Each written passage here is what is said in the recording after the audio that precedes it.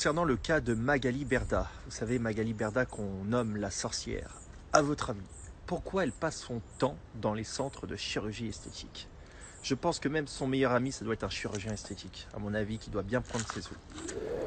Que en permanence, elle transgresse les lois divines. Elle ment consciemment. D'ailleurs, pour mon cas, elle a essayé de me calomnier, de déformer la vérité. Elle a menti pour nuire à mon image. Donc déjà, elle a transgressé la loi de la vérité. Mais elle doit transgresser aussi d'autres lois, la justice, la générosité, l'amour. Je ne dis pas qu'elle est mauvaise à 100% dans son quotidien, mais en grande majorité de son temps, pour réussir et avoir autant de notoriété qu'elle a aujourd'hui, elle n'a pas utilisé les méthodes célestes.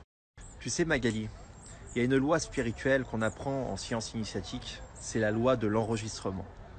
Ça veut dire que toutes tes pensées, tous tes sentiments, tous tes désirs, toutes tes actions se gravent de manière subtile dans ton aura et dans tes énergies.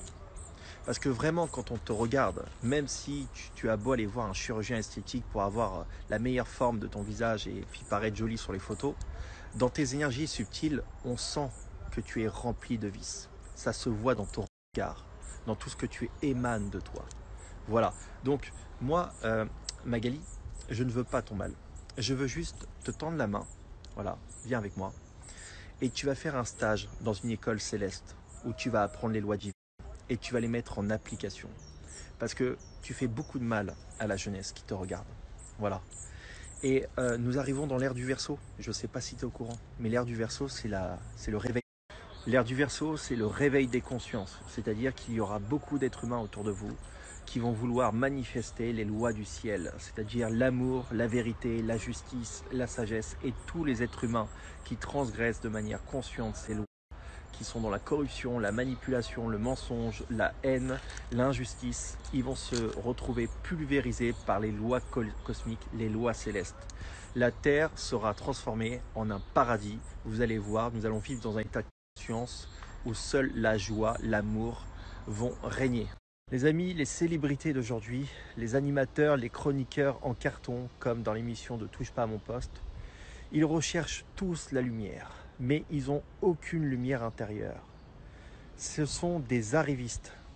Au lieu de se connecter à la source, au lieu de faire un travail intérieur et de partager à tous les téléspectateurs qui regardent leurs émissions une partie de leur âme, de leur cœur, pour nourrir la nouvelle génération avec des bonnes énergies, ils se contentent de vivre dans le bas astral, dans les désirs inférieurs, dans les paroles qui n'amènent pas l'homme vers les hauteurs de la superconscience.